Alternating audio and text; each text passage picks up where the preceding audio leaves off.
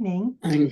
Welcome. It's a lovely day in Connecticut, Arizona, Westchester, Fairfield, wherever we are or want to be. I'll say Hawaii, I don't know. And we are looking forward to our book, Jewish Historical Society of Fairfield County book talk this evening. I'm delighted to introduce Chris Bonnarigo, someone who needs no introduction. However, I will say a few things. So Chris is a member of the Historical Society and was on our board. She's a high school English teacher who is rather extremely creative, and I don't know if it was disruptive or not, but not big risk taker.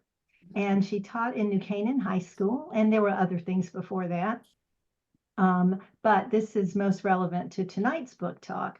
And she created a course on Holocaust literature for, was it only seniors, Chris? Yes. Yes. Yes, at the time. In addition to the 27 other courses she was teaching at the same time, writing 150 pages, all that good stuff. And it became one of the most popular classes in New Canaan High School. And Chris trained others to take it over, and so it continues. What a legacy. But Chris wasn't finished there. Chris went on to Manhattanville in Purchase, New York, and taught Holocaust literature to groups of people who thoroughly were amazed and enjoyed it and learned a lot, which is, I hope, is what we're going to come away with this evening. Chris is a consummate English teacher professional, fabulous wife, mother to her sons, and now grandma with not a gray hair to 3 or 4 lovely grandchildren. And in the middle of all that, Chris has a time to read and analyze a book talk for this evening. So Chris, take it away. Oops, but you have to unmute yourself. Yes, okay. Thank you very much, Alyssa. That was lovely. You froze for a while and I couldn't hear the rest, but that was okay. You don't have to repeat yourself. It's okay. I was turning red anyway. So thank you very much. I want to say hello to many of the people that I haven't seen in quite some time. And in addition to that, we have some new people that have joined in. Friends of mine from Westport, Michelle Brown, and possibly some of her friends from the book group that she's in. And also a teacher from Manhattanville who I don't see her name up yet, but she was going to be joining in also, and she lives in Pound Ridge. So we're getting people from all over at this point to join in. I am glad to do another one of these.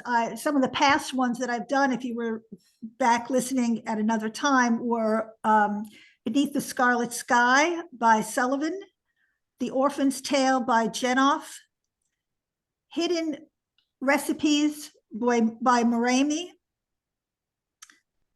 And I think I did The Nazi Officer's Wife. I can't recall, but I think that might have been one of the first ones that I've done.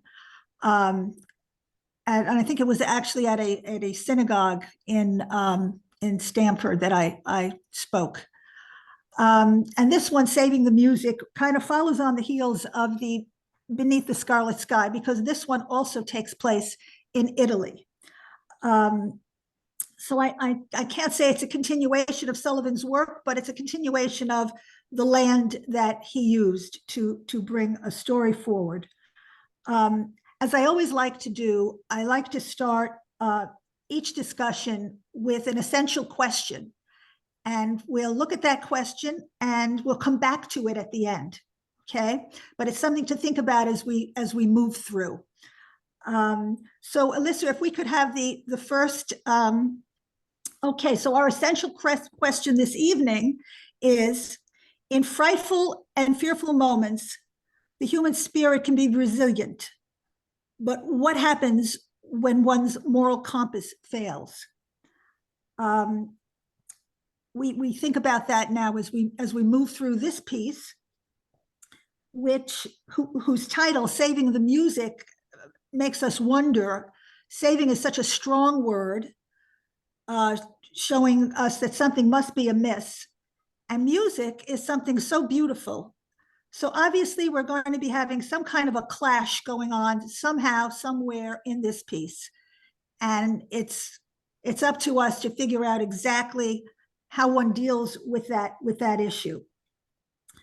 One of the first things I want to talk about, that would be next slide, Alyssa, which would be historical fiction. Our author tells us that very clearly on page 367, and I'll just read you his little, I'll be reading pieces from this so that you get if you haven't read it, you'll get an idea of how he writes. If you have read it already, you'll be able to remember what he said. Historical fiction, he says, I will state here for the record that this is a fictional novel, historical fiction, but fiction nonetheless. Now, when that type of thing is handed to us by the author, we really must pay close attention. Fiction is one thing, but with the word historical in front of it, it behooves us to maybe check a few things that the author is saying or basically telling us. One of the first things you should ask, has the author done his research? And our author, Vincent LoCoco, has. He lists quite a few of his references at the close of the book. But for a piece like this, when I was teaching high school and at the college level, having some extra piece of research at my fingertips was important. It was important to check certain things, especially if you were teaching people who had absolutely no background in the Holocaust or were confused about what they would be reading. And I bring this up because one of the pieces that has created more of a consternation was that piece, The Boy in the Striped Pajamas, which maybe many of you have read. It does not do justice as a piece of historical fiction because there are so many errors within it. And to use it as a teaching tool within a school is a little bit of an iffy situation. You can actually students could come away with the wrong idea of what exactly went on. So historical fiction is something that I like to be careful with when I read it and when I talk about it. So having said that, let's take a look at some of the foreshadowing that we see immediately coming up. Yes, we can hold the plot. That's fine. Leave it there. But I want to just take a look at something that our author immediately tells us in the preface. Okay, he says, even in silence, there is music. Silence descends and cloaks like a fog. Words, actions, even thoughts can be hidden within it. Silence can be unwittingly appear when words fail, or it can intentionally be culled as a strategy. Silence may lay to rest angel or troubling thoughts, as it has the capacity to soothe and give peace. And in that regard, silence mirrors music. However, unlike silence, music never deceives, as it is always honest, real, and universal. But it is when music and silence combine that a powerful means of expression is formed.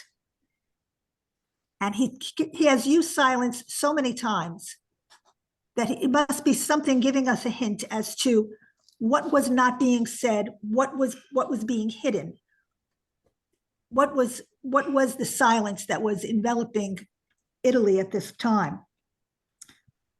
He says something again on page 8.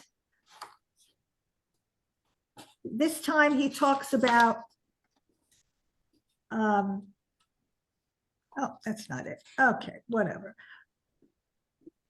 I'll hold that thought for a minute. So You ask yourself, now you've read the preface, that you've begun the book. Well, what is this book about? What is the plot line of this book? Well, there are two plots. The first one, as we know, is the Jewish population is hunted and captured, and a plan is hatched to stop a train that's headed for a concentration camp and free all the passengers. And an exciting escape takes place. That's one section that part one of the book deals with. The second section is the residents of Bella Fortuna, Sicily, are presented with some type of a situation where they were going to house the victims of the Holocaust within their homes or convent area or places of work, and they would be in plain sight. Quite an unbelievable experience begins to be unfolded. Okay, let's see how he presents it. Page 18, he tells us, and the clang of the lock, a shiver shot through Heinrich's entire body, his face seemingly now sealed. People started to cry. A few people near him began to repeat over and over again a Jewish prayer. And outside, the other cars were being loaded, and all the while, dogs barked up and down the platform as the Germans continued to yell orders. From all of the pieces that I taught, that's a pretty clear indication and correct one of what life was like when cattle cars were being filled. He tells us on page 25, a little further on, when the Adler family were now being collected, the Adlers went into hiding at the Stolz home at Plaza 46, which was very close to Dr. Stolz's office. And there they lived in a tiny cellar, hidden by a trapdoor in the kitchen, spending every day and night in the cellar. The Stolzes provided them with clothes and food, but the food quantities were limited, since the pantry had to remain as they were, still providing for only 2 people. The Gestapo was known to look at the pantry on a raid, as a fully stocked pantry was a sign that Jews were being hidden in the home. The Gestapo also watched the stores to see how much food a household purchased. So he sets up our story right away, and we are poised to realize now what silence meant. Yes, people had to be on their guard, very careful. But this first plot is takes us out of that area fairly quickly, because we want to move this plot into part 2 of the book, which is moving the people that need to be moved. And so we now learn a little bit more about where this is taking place. And it's taking place in Sicily. Now, I don't know how many out there have visited Sicily, but believe it or not, I was there last summer for my 50th wedding anniversary. And when we flew from Milan over to Palermo, what really stunned my husband and myself was the way Sicily looked from the air. It was extremely hilly. It had caverns. It was not as flat at all as we had assumed it might be. Seeing pictures of the beaches and such is one thing, but seeing it overhead, you could see why Sicily would make a wonderful place to hide. And as we traveled around Sicily last summer, from one more beautiful spot to the next, it was a wonderful experience. And now reading this book, you could imagine these people going there and away from the mainland of Europe to a space that would really help them and hide them. He talks about what Sicily looked like on page 65. Well, the first part the first part is when the people are actually hiding in Castel Gandolfo. And we're not in Sicily yet, we're near the Vatican. But this was the Pope's residence 20 miles south of Rome. And the palace sat perched high on a rocky outcrop above Italy's Lake Albano. The grounds of Castel Gandolfo housed the observatory, villas, cloistered convents behind the papal enclosure, and a farm with chicken and cattle. This was one of the places that the first group of people, the Adlers, were going to stay in and hide there. The next piece is a piece of Sicily, where the villagers awaited the Jewish group that were going to be hiding in their town. And upon reaching the hill, they made their way up towards the village. And then Father Biagio turned and said, "Look at your new paradise, view your new paradise." With the rest of the Jews, Heinrich, Alfred, Kurt turned together and took in the view. The valley was draped in shadows, dotted with vineyards. Off to the right, one could see a pond, crystal clear blue water, and the remains of old abandoned structures. The serenity of it made the Jews forget their plight momentarily as they took in the breathtaking views. His descriptions of Sicily are lovely. Lovely, it makes you want to go immediately. But what we need to do at this point is discuss, who are these people? Who are the characters? Who are we talking about? Do you have that one? Thank you. Yes, so again, we read about our spaces, leaving Vienna and Munich. Some of the people went to have a small way to hide at Castel Gandolfo. They were also in the Vatican and then in Bella Fortuna, Sicily.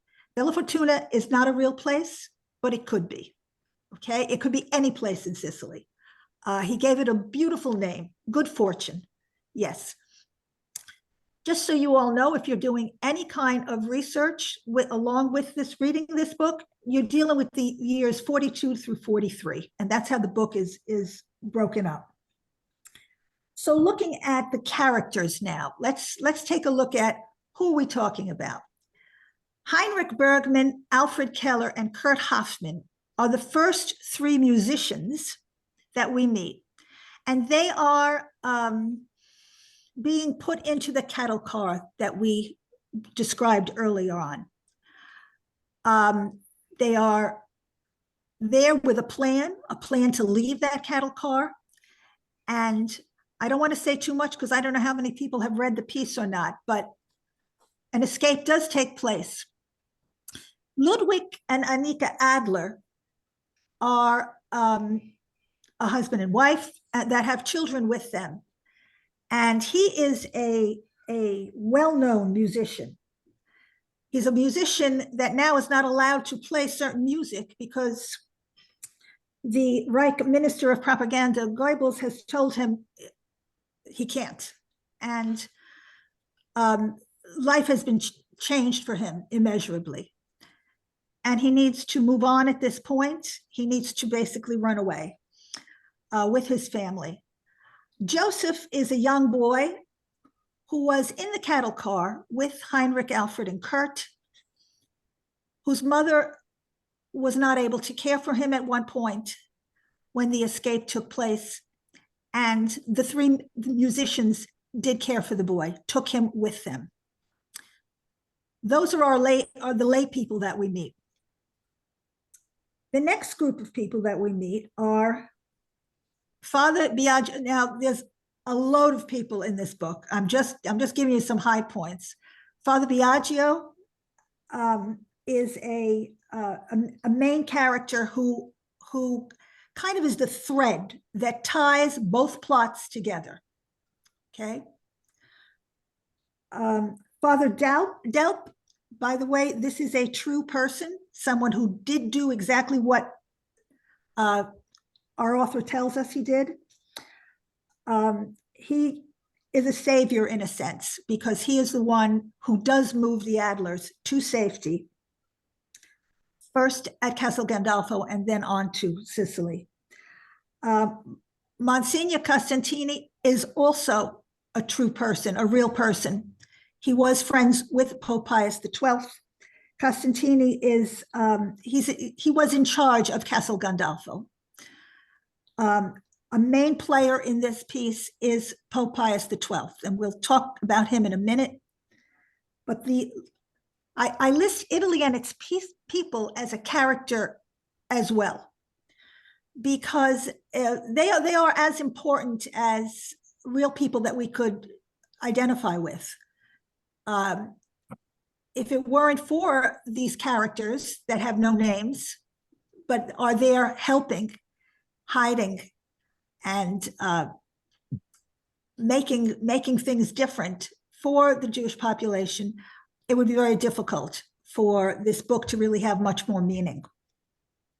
Speaking about character, some characters, if you want to analyze the characters in this book, some of them you learn about through their voice or their demeanor. Some words are sharper than others. Some people speak a bit more, with a bit more emotion. Others are much more businesslike. You learn about them as direct or indirect characters. A direct character would be Father Biagio. He's in here constantly. An indirect character might be Joseph, because he's just there. Okay.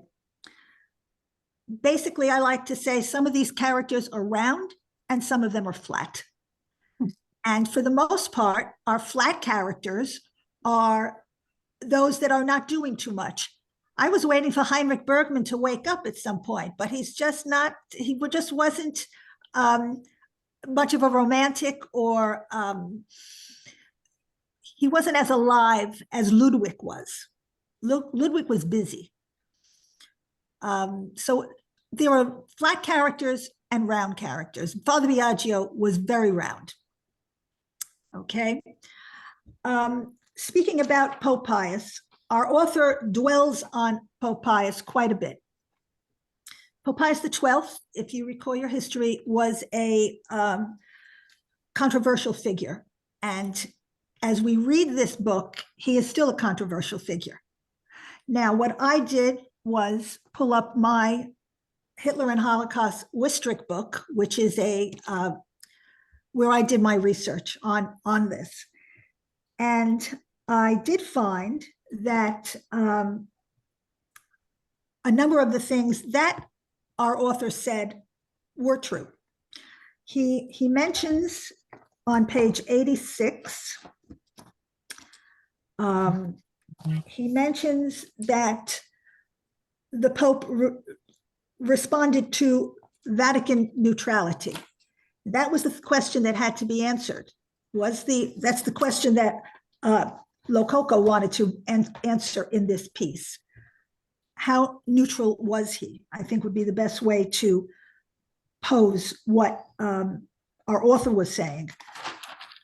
Well, in the little bit of research I did discover that, and our author did not mention this here, that in 1937, there was a papal encyclical that was written, and the encyclical was authored by a particular archbishop with the help of Eugenio Pacelli, who was the future Pope Pius XII. And in that encyclical, there was a denunciation of what was going on with the Nazis. Now he was not Pope yet, but our research person, Wistrich, does tell us that one of the reasons that Hitler wanted to get some type of a statement or a paper or something from the Pope was because he did not believe in the pacifism, the equality, the teaching of human brotherhood that the Judeo-Christian society felt. He was not in line with that. And he wanted to somehow determine to uproot that. And it was something that Pope Pius knew at this point that needed to be attended to. And he actually feared some of that. One of the lines that the author gives us in this piece on page 370 is the same line that I did find in the Wistrich book. And he tells us that on page 122, he tells us that the Pope said, humanity owes this vow to those hundreds of thousands who have died through no part of their own. And the vow that he speaks about, we cannot rest until all people and all nations of the earth are a vast legion are formed, and those handful of men who are bent on bringing back society to a center of gravity, which is the law of God, continues and happens. I'm paraphrasing at this point. So our author does use some direct wording that he has discovered in his research. One of the things I discovered last night as I was flipping through more information on this particular Pope, I did discover this piece from the National Catholic Register about this particular Pope and what went on from 1939 to 1946 with a particular group of papers that were found. And they were discussed actually in 2022 at basically a gigantic meeting that was held in Europe, in Italy, actually directly at the Vatican with the Gregorian University.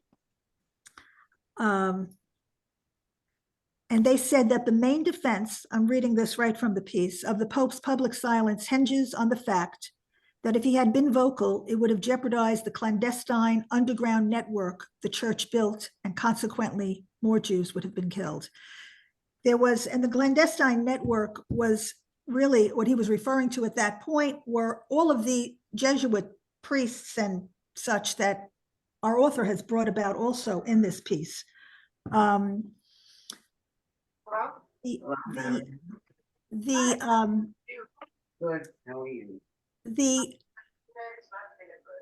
story at this time, as we move on, is let's look for a minute at Italy to see what kind of a character it is.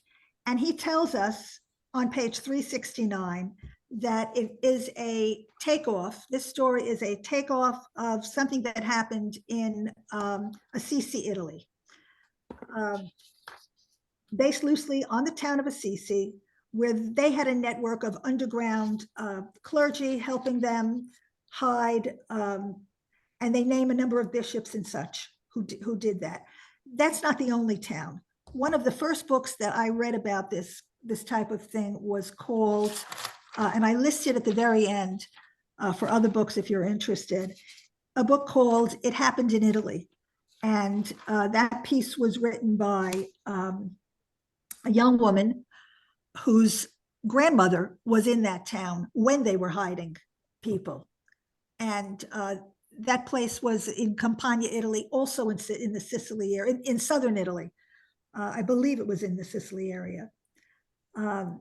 So we've come to a situation now where we know the characters, we know the plot, we know everything, but what kind of themes was our author looking at? Obviously running for one's life.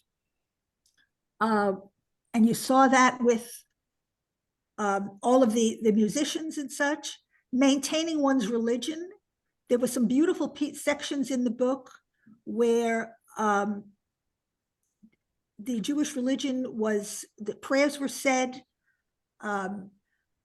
Friday night vigils were kept, traditions were followed. Of course, there was finding love, because every book has to have some type of a romantic, piece to it. And we did find that, not with Heinrich, but with Kurt. Kurt did fall in love. And basically, the very end, seeking truth and honesty in one's fellow man. Of course, there is some sadness within this piece. We don't want to say what it is because somebody may not have read the piece. But there's our author's final note basically sums up in a sweet way what he felt. The Holocaust is to a considerable extent a study in the potentiality of human evil and inhumanity. However, within all the horror, there were still sparks of good and hope. Italy was one of those sparks which illuminated human good, compassion, and tolerance.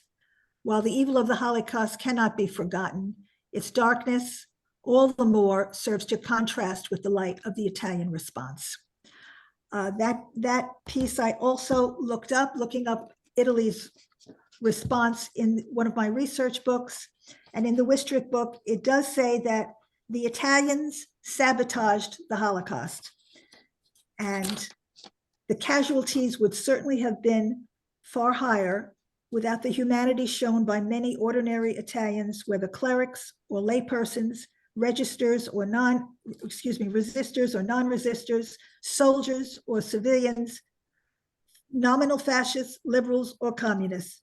Jews found hiding places in the cities, in the countryside, in the hills, on the farms, in convents and monasteries, and a few were even concealed in the Vatican. They were received and spontaneously assisted despite the risks involved, because they were seen as human beings with an equal right to live. The history of collaboration in the Holocaust was all too often a story of indescribable cruelty, but there were also islands of charity and simple human decency that stand out all the more sharply as testaments of hope in the prevailing darkness. So the book that I am reading from is on the PowerPoint. It's called Hitler and the Holocaust, and its author is Robert Wistrick.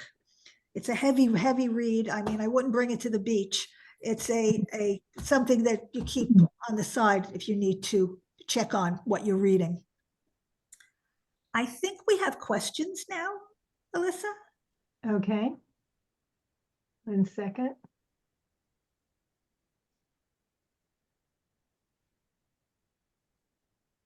And I don't know if that was too much, but I brought it along as you would in English class, pulling it apart and looking at all of the pieces that the author had to do in order to put this together. I'll speak. I'll add comments and some questions. My one question is, since Sicily was the birthplace of the mafia, did they play a role in the book? They were not in the book. Okay. Did they ever play a role? My guess is they might have. They might have. I mean, believe it or not, when we were in Palermo, there was a museum, and for all the gorgeous art and everything else, there was a museum, and it was just on the mafia that were present in Palermo through history. And of course, we had to go in it and take a look because. So yeah, Marcy, I would say that, there's a possibility that somewhere along the way they may have gotten involved too, because I think they always liked a good fight. So, And they know how to be secretive. Oh yeah. Oh yeah. And the other thing is, I don't know if we were sponsors or co-sponsors, but one of my first years involved, we had the author of It Happened in Italy. Yes. She kept speaking up here, and I have some autographed copy of her book. Right. She's a wonderful speaker. Wonderful speaker. Yes, Elizabeth Patina. She spoke with the New Canaan Library, and that's when I actually brought a class. And that was okay thing, because she spoke at night and nobody wanted to, Bonnarigo, we've got to go out again. Maybe that's where I saw. Maybe that was it. Yeah, I think we were together. Yes. Okay. Yeah. So one question I'll throw out there is, what was everyone's impression of this book if you did read it? Did you like it, not like it? Hello? Michelle? Yes. Yeah. Michelle. I'll tell you, I read the book and I was a little bit perturbed by it. Okay, Found it very one-sided. yes, First yes, of all, there were many bishops who were Nazis. yes. Question. Number two, the church was instrumental in saving all the Nazi war criminals after the war. Mhm. Eichmann, Mengele, many of the most horrendous Nazis were saved by, I don't know so much the Pope, but all his bishops. They Mhm. provided false passports and they enabled them to get out of Italy and go to Syria, Brazil, wherever they did. So they weren't such great Jew lovers. The other thing I found, I'm not sure that this Pope was as wonderful as he was presented here. Yes, he saved Jews. Yes, when the Roman roundup came of about 1,200 Jews, he saved 200 of them in the Vatican or various monasteries. The rest was sent to Auschwitz. But many of the Italian people were really saving the Jews. And I don't know, they did hide in monasteries, they did hide in cloisters, but I think it was more the people. He was interested in saving the church. He Mhm. didn't want the German Catholics to get persecuted. He didn't want the Vatican to get raided. He didn't want to destroy his little enclave in Italy. So I found the book truthful to an extent, but the guy wasn't such a good guy as That's he what, yeah, here. that's why I brought up I gave that little speech at the beginning about historical fiction. One needs to have a piece of research on your side to at least take a peek, take a look, see what it says. I agree with you. I found it to be one-sided also. And his intent initially was to continue the story that he wrote. There was a previous book. Apparently there's a trilogy here. There's a previous book that he wrote, and he was asked, oh, to continue the story, what did the people do next? Somehow in his research, he found his way into wartime Italy and decided to use this as a basis. I too found it a little one-sided, and I try to bring a little evenness to it by bringing some current research. It's still a question. It's still a big question out there. It's not, anything. The thing that was solved. fascinating that he mentioned at the epilogue of the book was how the chief rabbi of Rome converted to Christianity. Yeah. Now, I don't know if that's true. That I didn't check.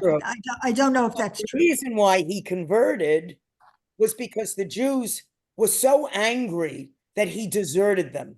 Oh. They went to Auschwitz and he got safety in the Vatican. He ran away and got safety and didn't save his people. So when he tried to come back after the Holocaust and become the chief rabbi of Rome again, the Jews didn't want him. They didn't want part of him. So that kind of was also something that wasn't mentioned. It sounded like he saw the light and he became a Christian. Not so. I see. So I guess that answers my next question, which is, what did you think of the content versus the context? Obviously, there are questions out there as to the validity of a lot of what is said and how thorough he tried to make it. I'm curious to know what his third book is going to look like after this. I remember seeing on Broadway many, many years ago, it was a very powerful play called The Deputy, which was all about the role of the Pope during the war. Yes. And it was a very powerful, I don't remember the details of it, but I remember it was a very powerful play. And it's still, it's still an issue. It's still an issue. He seems to feel that he's, tell you one of the reasons I had to take out some more research books to look at his, the amount of people he quotes in the back those that, helped him. I mean, two of them are priests. One of them is the son of somebody who did work for the Pope. It's not, to me, it wasn't as rich as it should have been if you want to really discuss this kind of issue. There should be some historians rather than More priests. historians. That's why this particular Robert Wistrich is a historian, and I relied on him a lot when I was teaching, and I yanked it out again for this. It could be a bit richer in its, and I find that. Well, I don't want to put too many of my feelings out there. Do you find, what about the amount of characters in this? Too many, too little, or not enough? Are they all too flat? Don't know. Nobody knows. Okay. I find them to be. I was going to add one last thing. Go ahead. When you mentioned the boy in the striped pajamas. Yes. I remember at I don't know if you were at that one of our HHREC meetings when the movie came out, or maybe after he won the Academy Award. Everyone hated the book, hated the movie, because it was too rosy a picture. So, I mean, I remember having to explain this to a group of students, that there was no way, if you are a student understanding the Holocaust, there was no way any of that could have happened, number one. Number two, it's making it look like, everybody could walk around in concentration camps and do whatever they wanted, including these little kids that could now, share clothing. Walk in and out of the camp. Yeah. There were so many things wrong with it. It dilutes the issue. And for that reason, I always insist that if there's a question in any one of these books, then by all means, look it up. Let's look stuff up and get it corrected. Yeah. He could have done, this author could have done better, I think, describing the cattle cars, describing what all that was like. That could have been a much richer piece. But maybe that was not his intent. He didn't want to go there. He wanted to make it all tied up nights in the end. And so there wasn't too much ugliness, which we knew there, that there was. Okay. Anything else? Obviously, some people were not satisfied with the end of the book. And that's fine. I mean, it's good to be a critic of this type of history. So back to our essential question. For as much resilience as we have, what happens when our moral compass fails? This is open-ended, so if you didn't read the piece, that's fine.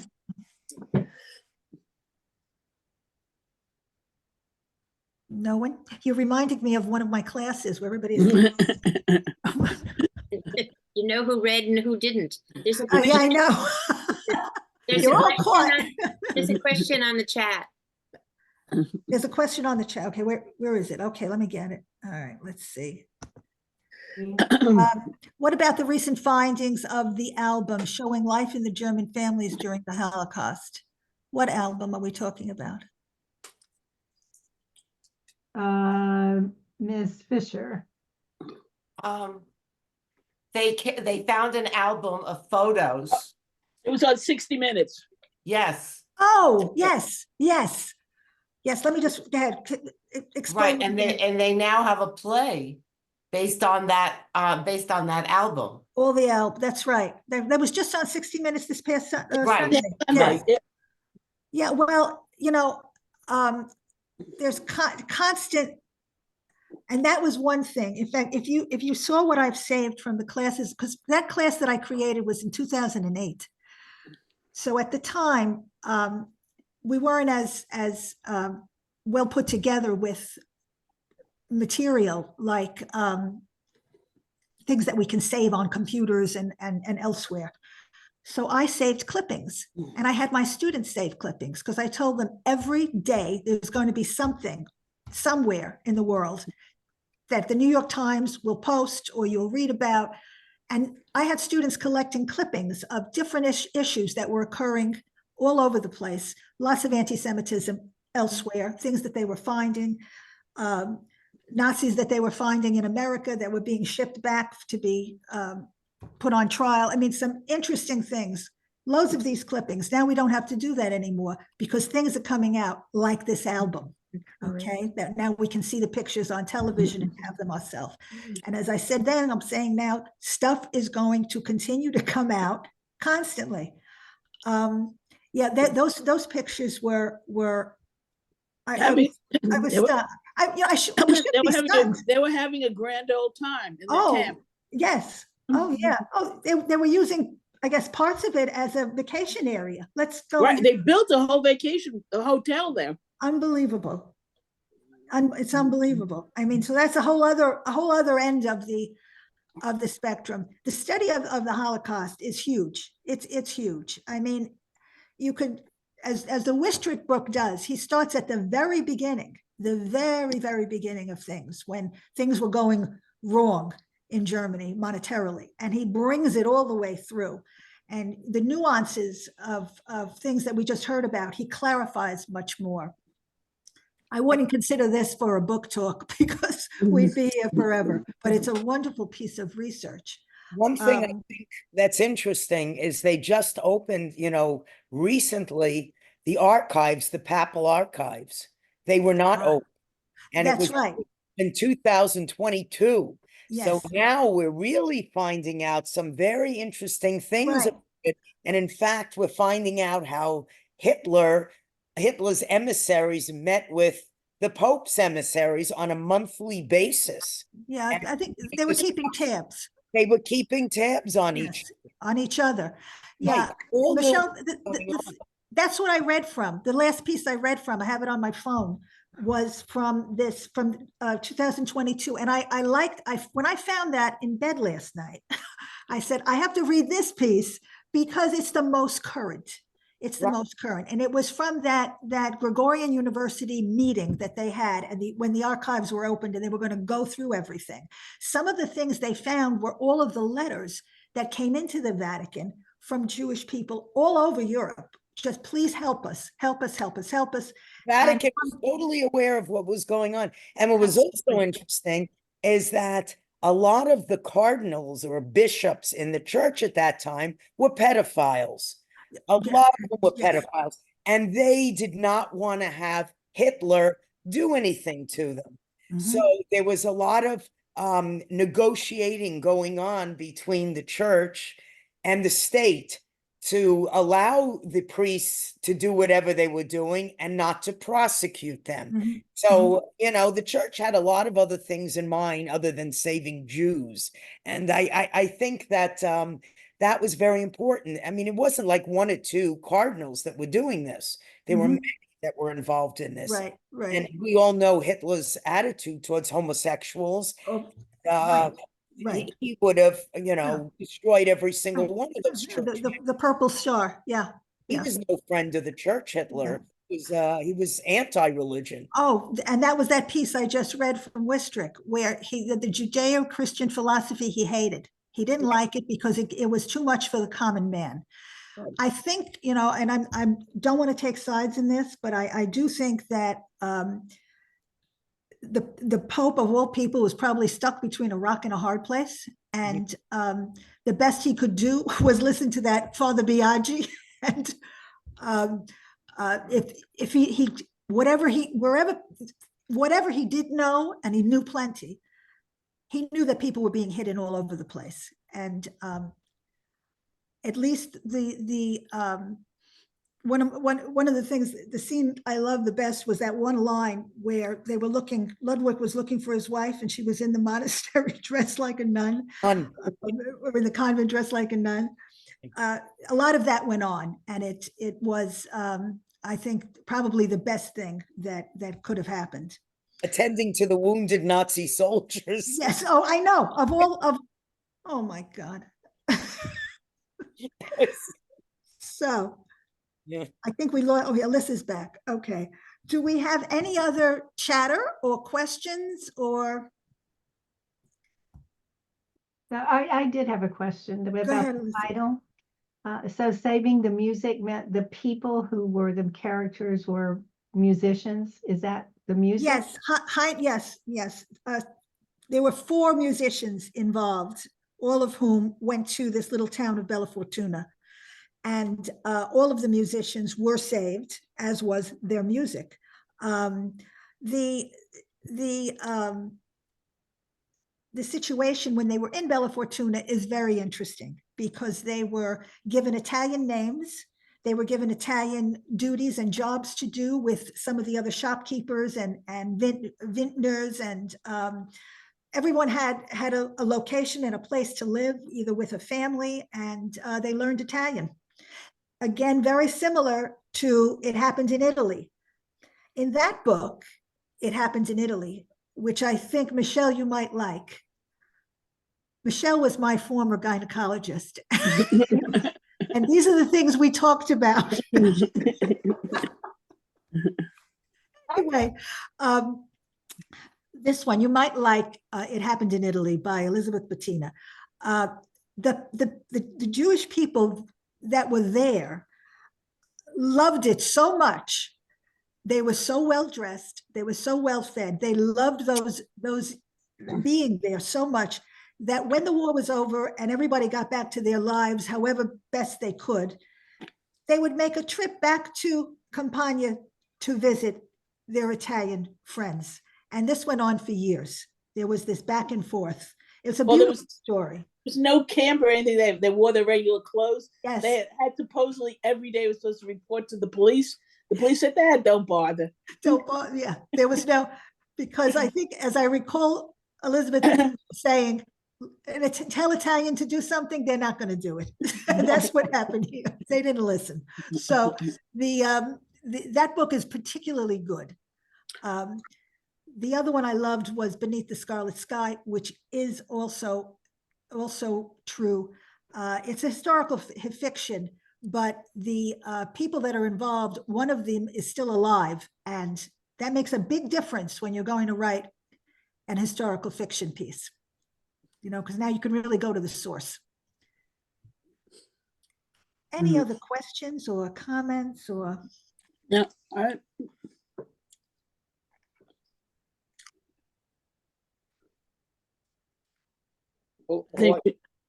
All I can say is this is an excellent presentation. Thank you, Peter. I want to say that there's a play now on Broadway that Carol and I just saw. Does anybody know about the Blueberries? I don't want to. That's the one. That's the play. That's the one they were talking about on Sunday. If you watch 60 Minutes, that was what they would talk. A cup of blueberries, whatever they had. Right. The women who worked in the camps all eating the blueberries. Right, exactly, and it really was a very moving. I would bet. Yeah, I think I would like to see that. I would highly recommend it. Yeah. But this was an excellent presentation, Christine. And thank you. As usual, great job, just like a great teacher. So thank you. Bravo. Bravo. Wonderful. Thank you. Wonderful. Learned a lot. Thank you. Thanks again. So it's been recorded so that those who would want to hear it and see it or whatever, they can. And right. To make it available to them. I think I listed at the end of that other books coming. Okay. Just in case. Let's see, the very end. Yeah, right. Let's see, slideshow. Well, slideshow from current slide. Oh no, that's not right. The very end. Very end. Very end. Sorry about the side. That's okay. There we go. Those were the ones I was mentioning. Yeah, Lilia is a very good story also. Linda Ganzini writes about her mother. Jennifer Anton's Under the Light of the Italian Moon. I actually got involved in an email back and forth with her a few years ago. Very interesting. Again, it comes from a family. There's a family tie in with this one. I think Michelle may have read that. Yes, I read it. Yes. Very, yeah, it's about the role of women. Yes. Yes, women in Italy during fascism, which I found yes, interesting. very interesting. And now that you brought up women, that was one thing that our author tonight, another issue that I had with him, women were non-entities in terms of, he never talked much about Anika and how it was that when her husband wasn't with her. He wasn't, women were not part of the milieu apparently that he wanted to write about. So I don't know. I hope I never meet LoCoco. Yeah. Very good. Okay, Thank you. great. Thank you. You're all the very work. welcome. You're very Thank welcome. you very I saw my friend on here from Pound Ridge also. She's probably has to go to do a lesson plan for tomorrow, but Well, Christine, it was great to see you again. great. Same here, Peter. Thank you. Thank you. Okay, You can come back anytime you want. I will. I will. Okay. Got a spot- Marcy's got me hooked up. I know where you live. I know. Well, Okay, take Uh, care. Okay, all right. Bye-bye, everyone. Bye-bye. Thank you. Bye, Gail. Good seeing you. Bye, Thank Ann. you, Christine, a lot of work in that. Oh, thank you. That's okay. Good That's work. okay. Thank you.